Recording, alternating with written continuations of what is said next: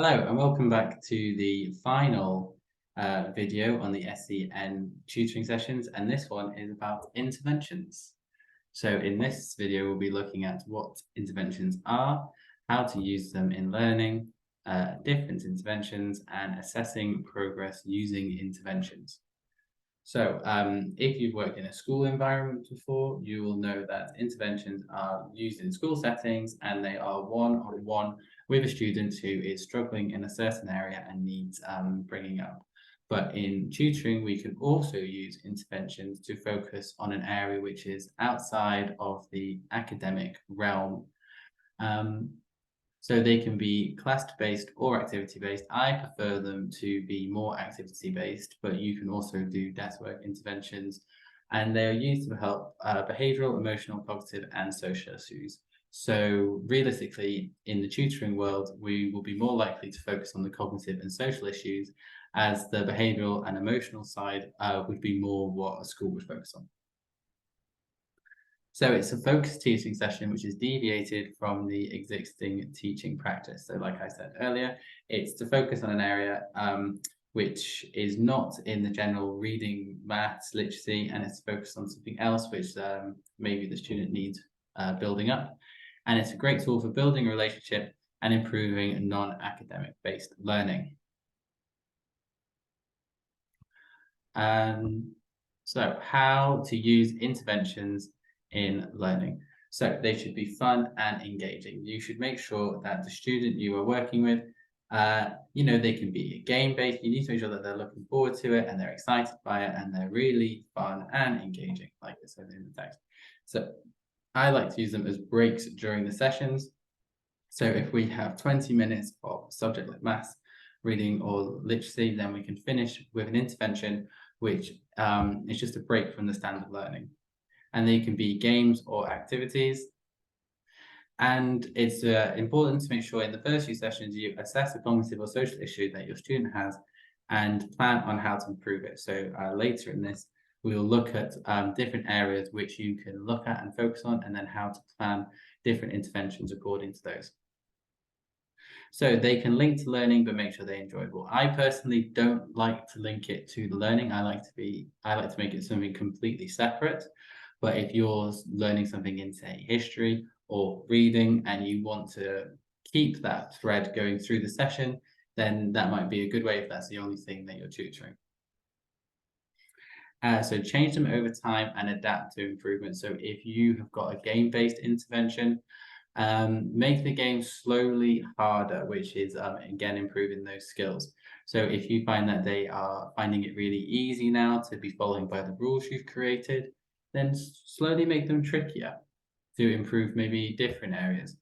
And a really important thing is do them consistently. So interventions work most effectively if you do them for short periods of time, but over a long period. So if you just do it 5-10 minutes once a week in all your sessions, or if you have them more, you can do it a bit more, but it's just making sure that you don't do them just once or twice, or you won't really see that benefit.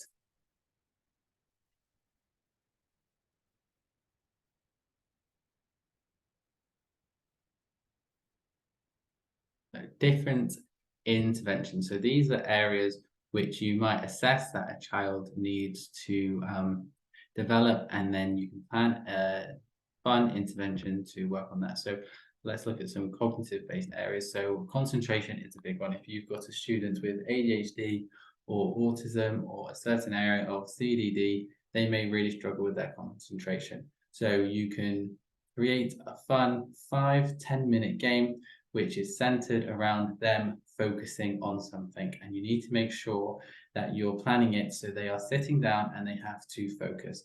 So one that I have, I call it blocks break. And we have Jenga pieces and we take it in turns to put one Jenga piece in the middle, and then we build a big structure.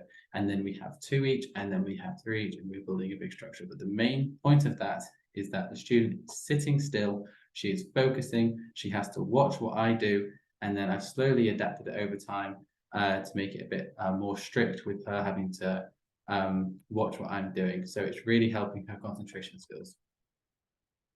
And then another one that's linked to concentration is fidgeting. So with students with ADHD, fidgeting is not necessarily a bad thing. It's just them of their way of releasing energy. So if they've got a fidget toy, that's fine. But if they've got some undesirable fidgeting techniques, like if they like pulling their hair or like ripping their clothes, then having intervention which is based on them going away from those undesirable areas and maybe fidgeting in a more healthy way. And then dexterity. So lots of children with CDD or autism will really struggle with dexterity. So you can create some fun, creative arts-based ones. So I used to have children's sewing kits, which is no harm in poking their fingers or whatever. It's all plastic needles, and they just had to sew through blocks with holes in, and they loved it. But again, it was really improving their motor skills and their ability to use their hands. And then again, some children with autism or CDD can really struggle with their creativity. So having music or art breaks just for 5 or 10 minutes and let them be as creative as possible and not stick to certain patterns that they are like that they pre-have, and really focus on them coming up with new things and new ideas. It's just a really good way to help them later in life. You can also have some speech-based interventions. So if you're mainly focusing on reading comprehension or literacy or maths, but you notice that your student has difficulty with speech, then you can have some phonics-based interventions and you can make it a game. But it's just another area to think about for an intervention. And then there are social-based interventions. So this is probably more linked to children with ASD, so you can have emotion-based ones. So lots of children find it really hard to process emotions, to recognize emotions. So there are thousands of different games online which focus on children being able to understand emotions. And you can do this for 5-10 minutes a session, and it will slowly build up their ability to recognize them. Building sentences. So if you've got a child who only really uses one-word things for stuff that they want, or they have very limited vocabulary, you can work on a game which is about them saying full sentences, and then again, you can slowly build that up to make it hard for them.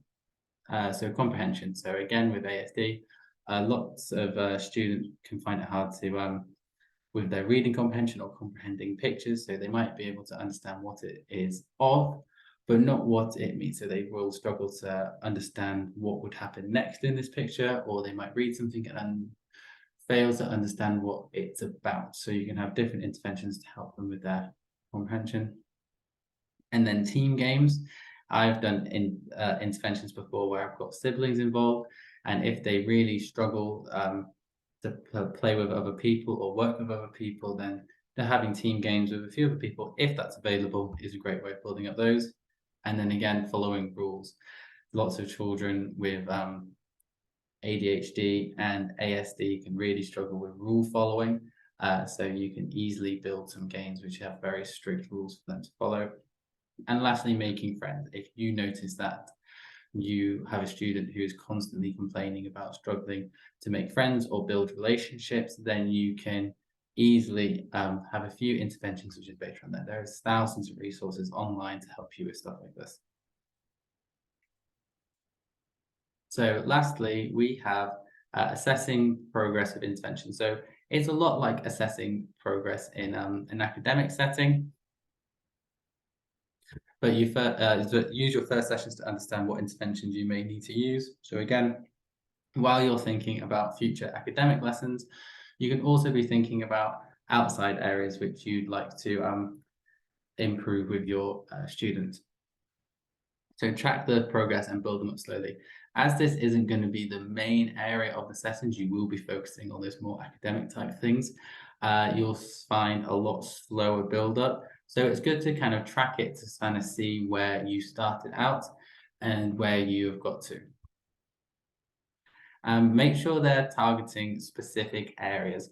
It's not very good to have general things, especially when you've only got a short amount of time. So if you're having one based on emotions, for example, make sure it's focused on recognizing emotions or how emotions make you feel, rather than just emotions as a whole. Really target one specific area. and keep them consistent. Don't just do them consistently. Make sure that the basis of the game or the intervention stays the same. You can change the rules slightly, but only make sure at a time you're changing one rule, really. Don't change 3 or 4 at one time because it could throw them off and you can realize that you're losing progress. But also make sure you still have time for learning. These are a great little tool for a 5-10 minute break, depending on the time you've got. But make sure that the tutoring, the academic side, is still the main focus of the sessions, if that is what your sessions are meant to be about. So thank you very much for watching these SEN videos, and I hope you found them helpful.